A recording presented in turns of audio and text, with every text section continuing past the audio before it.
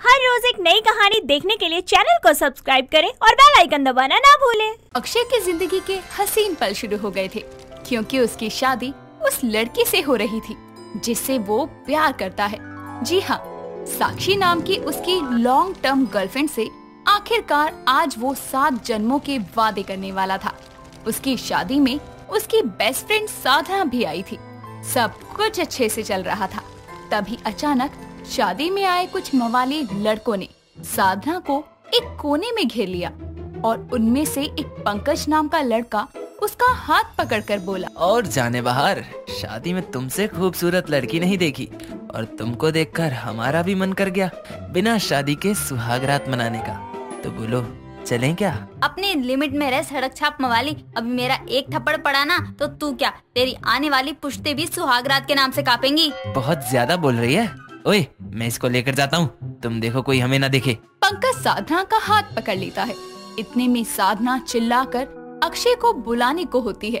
तभी वो उसके मुंह पर हाथ रखकर सभी लोगों की नजरों से बचाते हुए उसे एक कमरे में ले जाता है, जहाँ पंकज उसके साथ जबरदस्ती करने की कोशिश करता है। लेकिन साधना अपनी इज्जत बचाते हुए वहाँ से भाग जाती है। लेकिन इस बीच उसके कुछ कपड़े फट जाते हैं और वो जैसे ही खुद को बचाते हुए मंडप में आती है तो अक्षय ये देखकर मंडप से उठकर उसे संभालते हुए कहता है, साधना, साधना, ये क्या हुआ? बता, ये क्या हुआ? किसने किया तेरे साथ ये? वो कुछ लड़के, वो देखो। इन सालों को तो मैं आज जिंदा नहीं छोड़ूंगा। इनकी हिम्मत कैसे हुई तुझे हाथ लगाने की? अक्षय उन लड़कों को खूब मारता है और अधमरी हालत कर देता है। उसी बीच पुलिस आकर उन लोगों को ले जाती है। लेकिन साधना की ऐसी हालत देखकर वहाँ मौजूद लोग बातें बनाने लगते हैं। तभी अक्षय की माँ सुमन साधना को संभालते हुए कहती है, साधना बेटी, कुछ नहीं हुआ, उन लोगों को कड़ी से कड़ी सजा मिलेगी। ये सुनकर उनकी एक पड़ोसन कमला कहती है, उनको तो सजा मिल जाएगी सुमन बहन, लेकिन इस लड़की से अब शादी कौन करेगा? ना जाने इसके साथ क्या हुआ है क्या नहीं। सभी लोग इसकी हालत तो देख ही सकते हैं। इससे तो साफ लगता है कि ये कुछ नहीं हुआ मेरे साथ, कुछ नहीं होने दिया मैंने। हाँ बेटी, हमें तेरे ऊपर पूरा यकीन है। अगर इतना ही यकीन है सुमन बहन तो करवा दो अक्षय की शादी इसके साथ और ले आओ साक्षी के साथ साधना को भी बहू बनाकर। ये आप क्या कह रही हैं? अरे जब साधना कह रही है कि उसके साथ कुछ नहीं हुआ तो आप इस बात को आगे क्यों बढ़ा रही हैं? अरे साक्षी बेटा, किस किस को समझाती फिरेगी? आज मैं चुप हो जाऊंगी, कल कोई और बोलेगा, परसों कोई और बोलेगा। सही कहा कमला आंटी, कल कोई और बोलेगा और परसों कोई और। इसलिए मैं इस बात को हमेशा के लिए खत्म कर देता हूँ। मैं आज इसी मंडप में साधना से शादी करूँगा। साक्षी, मुझे माफ करना, लेकिन तुम मेरे इस फैसले में साथ हो तो बताओ, वरना तुम्हें आजादी है इस शादी से इनकार करने की। साक्षी अपने प्यार को नहीं खो सकती थी, इसीलिए वो अक्षय के साथ उसके फैसले में उसका साथ देती है और इस तरह एक ही मंडप में अक्षय की शादी साधना और साक्षी दोनों से हो जाती है और सुमन की दोनों बहुएं घर आती है, जिनका स्वागत करते हुए सुमन कहती है, सच में मैं बहुत भाग्यशाली हूँ कि मेरी बहुएं ऐसी 2 लड़कियाँ हैं जो मेरे बेटे के लिए कुछ भी कर सकती हैं। हाँ माँ जी, साधना अक्षय की एक बहुत अच्छी दोस्त है और उम्मीद है कि ये आगे भी उनकी एक अच्छी दोस्त बनकर ही रहेगी इस घर में। साक्षी अपने शब्दों से साधना को अक्षय की बीवी बनने के हक से दूर रहने के लिए बोल देती है। दोनों बहुओं का स्वागत होता है और दोनों को अलग अलग कमरों में आराम के लिए भेज दिया जाता है। अब अक्षय के दोस्त उसको घेर कर बैठे होते हैं, जिनमें से एक अमन नाम का दोस्त बोलता है, भाई अक्षय, तेरी तो 2 बीबियां घर आई हैं। आज की रात तू किसको चुनेगा इनमें से? बे यार, मैं खुद सदमे में हूँ। क्या हुआ है मेरे साथ? मैंने तो हमेशा से साक्षी को चाहा है। अब साधना से शादी किस हालत में हुई है ये सब तुम भी जानते हो। भाई देख, अब तूने अगर साधना का हाथ थामा है तो तुझे उसको भी अपने पत्नी होने का दर्जा देना पड़ेगा। अक्षय अपने दोस्तों के साथ बातें कर ही रहा था कि तभी वहाँ सुमन आती है और अक्षय को अकेले में ले जाकर बोलती है, बेटा, साधना के साथ जो हुआ उससे वो दुखी है, इसलिए जा, पहले उससे थोड़ी बात कर ले, फिर साक्षी बहू के पास चला जाइयो। आखिर उसने भी अपनी जिंदगी में इतना बड़ा समझौता किया है अपने पति को किसी और के साथ बांटकर। जी माँ। अक्षय साधना के कमरे में जाकर उससे बातें करता है तो वहीं साक्षी उसका इंतजार करते करते गुस्से में अपने कमरे से बाहर आकर सीधा साधना के कमरे में जाती है और जैसे ही वो दरवाजा खोलती है तो अक्षय साधना के गले लगा होता है। ये देखकर वो बोलती है, वाह अक्षय, तुम प्यार मुझसे करते हो। मेरे से शादी होनी थी ना तुम्हारी, लेकिन फिर भी मैंने साधना के साथ जो हुआ उसके चलते तुम्हें उसको अपनाने से मना नहीं किया। लेकिन आज शादी की पहली रात तुम मेरे पास नहीं उसके पास गए। नहीं साक्षी, ऐसी कोई बात नहीं है। वो बस मुझे कुछ नहीं सुनना। तुम अक्षय की दोस्त थी तो दोस्त ही बनो। भूलो मत, तुमसे शादी तुम्हारी इज्जत बचाने के लिए की है, तो बीवी होने का हक तुम्हें मिलेगा, ये कभी सोचना भी मत। साक्षी, बस बहुत हुआ। तुमको देखना तो चाहिए आखिर तुम्हें कब क्या बोलना है। हद है, मुझे नहीं पता था तुम इतनी ना समझो। अक्षय की ये बात सुनकर साक्षी रोते हुए कमरे में चली जाती है और कमरे को लॉक कर लेती है। कुछ देर में अक्षय वहाँ आता तो है, लेकिन दरवाजा बंद देखकर साक्षी को बहुत आवाज लगाता है, लेकिन वो दरवाजा नहीं खोलती, जिसके चक्कर में वो बाहर सोफे पर ही लेट कर कहता है, दो बीवियां हैं मेरी और शादी की पहली रात मुझे यहाँ सोफे पर सोना पड़ रहा है। वाह रे भगवान तेरी माया। अगली सुबह साधना जल्दी उठकर अपनी पहली रसोई की रस्म करने के लिए सुबह का नाश्ता बना लेती है और मीठे में सबके लिए मूंग दाल का हलवा बनाती है। इतने में सुमन रसोई में आकर कहती है, अरे वाह साधना, तुमको खाना बनाना आता है, ये तो मुझे पता ही नहीं था। अरे आंटी, आपने कभी पूछा ही नहीं मेरे से। वैसे मुझे मेरी मम्मी ने सब बनाना सिखाया है। वो तो ठीक है, लेकिन अब मैं तेरी माँ जी हूँ, आंटी नहीं। इतना बोलकर सुमन साधना को गले लगा लेती है। कुछ देर में साक्षी अपनी पहली रसोई का खाना बनाने आती है। वो भी सब बनाकर टेबल पर लगाती है। सुमन एक एक करके दोनों का खाना खाकर उनको नेक देकर चली जाती है।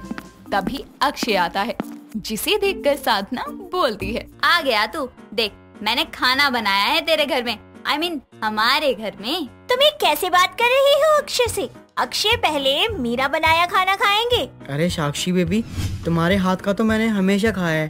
पहले आज साधना के हाथ का खाकर देखूं।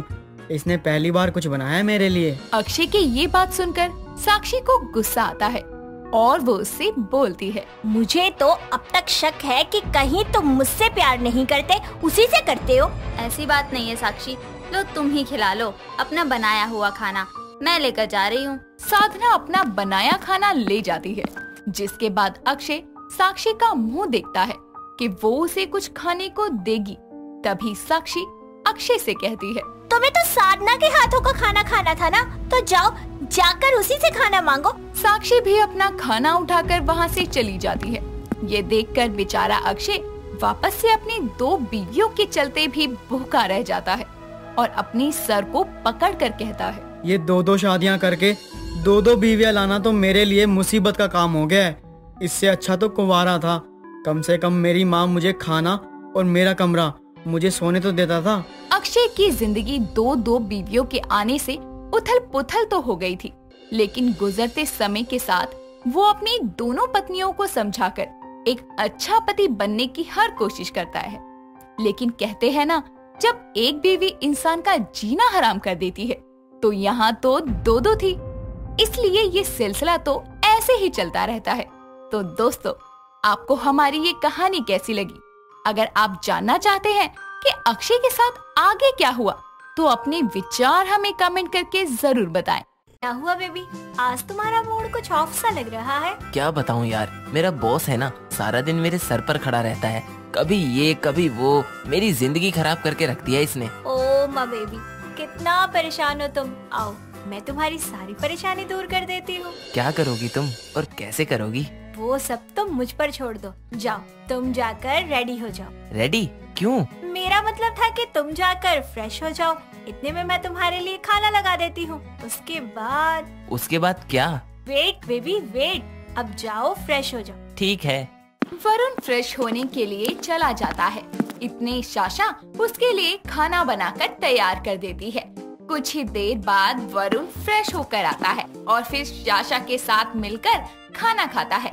खाना खाने के बाद वरुण साशा से बोलता है, वाओ यार, खाना तो बहुत ही अच्छा बनाया है तुमने। Thank you. अब मैं तुम्हारा मूड अच्छा कर दूं। मतलब? ओ मेरे प्यारे बलम, तुम लोग कुछ नहीं समझते। सब कुछ करके दिखाना पड़ता है। तुम रूम में चलो, मैं भी आती हूँ। ठीक है, जल्दी आ जाना। हाँ बेबी, बस आ रही हूँ। इसके बाद वरुण अपने कमरे में जाकर अपनी पत्नी का वेट करने लगता है और बेड पर बैठकर अपनी पत्नी की बात को याद करके कुछ सोचने लगता है। पता नहीं साशा मेरे साथ क्या करना चाहती है, मुझे तो डर लग रहा है। अब बस ये जल्दी से आ जाए तभी पता चलेगा। ऐसा कहकर वरुण बेड पर लेट जाता है। थोड़ी देर के बाद साशा कमरे में आती है। वो एक बहुत ही अच्छी सी ड्रेस पहनकर वरुण के सामने आती है, जिसे देखकर वरुण के होश उड़ जाते हैं। फिर धीरे धीरे साशा वरुण की तरफ बढ़ने लगती है। उसे ऐसे अपनी तरफ आता देख वरुण घबराने लगता है। वो साशा से बोलता है, तुम ये कर क्या रही हो? तुम्हारा मूड बनाने की तैयारी। ऐसे कैसे? बस देखते जाओ। साशा वरुण के पास जाती है। वरुण और ज्यादा अनकंफर्टेबल होने लगता है। वो साशा से बोलता है, बस साशा आगे मत बढ़ो, मैं समझ गया हूँ तुम मेरे साथ क्या करने की कोशिश कर रही हो, पर आज मैं बहुत थका हुआ हूँ। ये सब करने की ना ही मुझ में कोई हिम्मत है और ना ही कोई ताकत। क्यों? ऐसा क्या किया तुमने? इतने थके हुए क्यों हो? किया तो कुछ खास नहीं था, फिर भी थकान सी हो रही है, इसलिए मुझे सोने दो और तुम भी सो जाओ। ठीक है, तुम सो जाओ, मैं कुछ नहीं करूँगी। ठीक है, गुड नाइट। ऐसा कहकर वरुण सो जाता है और साशा खुद से बोलती है, कैसा घोचू पति मिला है मुझे, मेरे पूरे मूड की बैंड बजा के रख दी। मैंने सोचा था कि इनका मूड अच्छा कर दूंगी, लेकिन इन्होंने तो मेरा ही मूड खराब कर दिया। मैं भी चुपचाप सो ही जाती हूँ। फिर साशा भी सो जाती है। अगले दिन वो वरुण के लिए लंच बनाकर उसे देती है और फिर वरुण उससे बोलता है, सॉरी। किस लिए? कल रात के लिए। तुम मेरा मूड ठीक करना चाहती थी, पर मैंने तुम्हारा ही खराब कर दिया। कोई बात नहीं, अब तुम ऑफिस जाओ। कुछ कहोगी नहीं? अपना ख्याल रखना। ठीक है, मैं चलता हूँ, तुम भी अपना ख्याल रखना। वरुण ऑफिस के लिए निकल जाता है। उसके जाने के बाद साशा खुद से बोलती है, माफ करना। माफ तो करना चाहती हूँ, लेकिन करूँगी नहीं, क्योंकि जो दर्द मुझे हुआ था उसका एहसास तुम्हें भी तो होना था ना, इसलिए मैंने ये सब कर लिया। चलो कोई बात नहीं, अब जब शाम को आओगे ना, तब तुम्हें निराश नहीं होने दूंगी। इसके बाद साशा अपने घर के काम करने में बिजी हो जाती है। साशा जब अपने सारे काम खत्म कर लेती है, फिर वो अपने कमरे में जाकर लेट जाती है और आराम करने लगती है। लेटे लेटे उसकी आंख लग जाती है और थोड़ी देर बाद उसके घर की डोर बेल बजती है। साशा बेल सुनते ही गेट खोलने के लिए जाती है और जैसे ही वो गेट खोलकर देखती है तो उसके सामने एक आदमी खड़ा होता है, जो साशा से बोलता है, नमस्ते भाभी जी। अरे आप आइए आइए, अंदर आइए। जी जी। साशा उस साड़ी वाले को अंदर ले आती है और अंदर आने के बाद वो साशा से बोलता है, और बताइए भाभी जी, कैसी हैं आप? जी मैं बढ़िया, आप बताइए, बड़े दिनों बाद आना हुआ। बस क्या बताएं भाभी जी, हमारा तो काम ही इधर से उधर घूमना है, आज यहाँ तो कल वहाँ, इसीलिए आपके आने में देर हो गई। चलिए कोई बात नहीं, आप साड़ियाँ निकालिए, मैं आपके लिए चाय नाश्ता लेकर आती हूँ। ठीक है भाभी जी। साशा किचन में साड़ी वाले के लिए चाय बनाने चली जाती है। इधर वो अपनी साड़ियाँ निकालने लगता है। थोड़ी देर बाद साशा उसके लिए चाय नाश्ता लेकर आती है।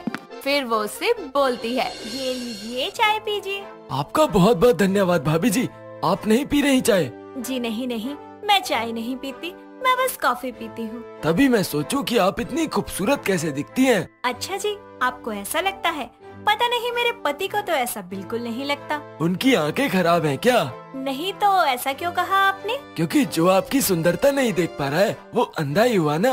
बस बस, जैसे भी हैं मेरे पति हैं, आप उनके बारे में कुछ नहीं बोल सकते, मैं बर्दाश्त नहीं करूंगी। अच्छा ठीक है, हम आपको साड़ियाँ दिखाते हैं। ठीक है। साड़ी वाला साशा को साड़ियाँ दिखाना शुरू करता है। वो एक एक करके हर साड़ी को नापसंद करती जाती है।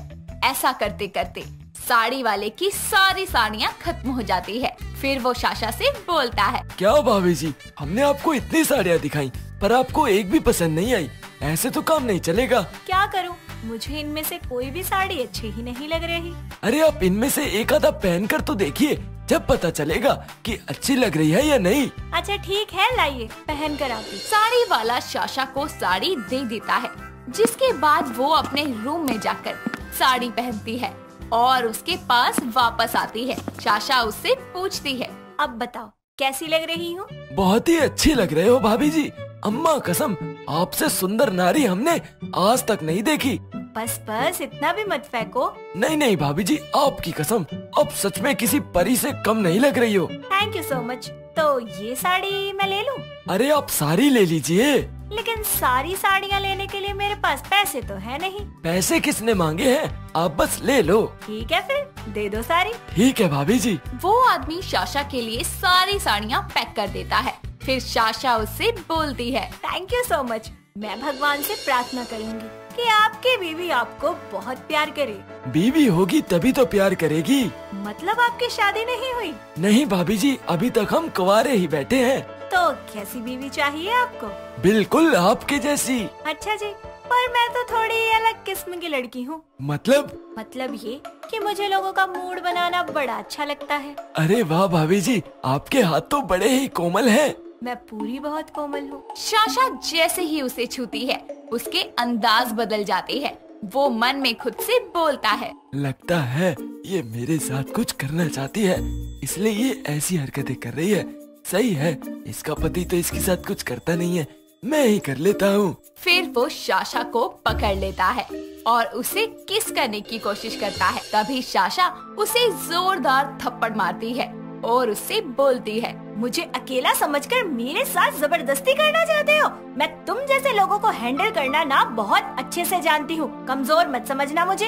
ऐसा कहने के बाद शाशा उसे फिर से एक जोरदार थप्पड़ मारती है। फिर वो वरुण को कॉल करके घर बुला लेती है, जिसके बाद वरुण और शाशा दोनों मिलकर उस साड़ी वाले को घर से बाहर कर देते हैं। और फिर शाशा वरुण से बोलती है, सुनिए, सुबह के लिए मुझे माफ कर दीजिए, मैंने आपके साथ बहुत रूडली बात की ना। मैंने भी तो नहीं किया था कल रात को, तो हिसाब बराबर हो गया। ठीक है, पर आज कुछ भी हो जाए, आज मैं तुम्हारा मूड बनाकर ही रहूं। ठीक है, देख लेंगे तुम मेरा मूड बनाती हो या मैं तुम्हारा। अच्छा जी, मुझे चैलेंज कर रहे हो? समझ सकती हो। Okay then, challenge accepted. तो चले फिर, इंतजार किस बात का है अब? हाँ, क्यों नहीं, चलो। अच्छा, पहले खाना खा ले, बहुत भूख लग रही है। हाँ, अभी लेकर आती। वो दोनों एक साथ मिलकर खाना खाते हैं। खाना खाने के बाद वो दोनों अपने कमरे में जाते हैं और एक दूसरे को प्यार करने लगते हैं। फिर अगली सुबह जब वो उठते हैं तो शाशा वरुण से पूछती है, रात कैसी थी? बहुत ही खूबसूरत, इतना मजा मुझे आज तक कभी नहीं आया। मुझे भी। तो हो जाए एक और बार? हो जाए। दोस्तों, अगर आपको ये कहानी पसंद आई तो इसे लाइक करें, शेयर करें और कमेंट करके बताएं कि कहानी में आपको सबसे अच्छा क्या लगा।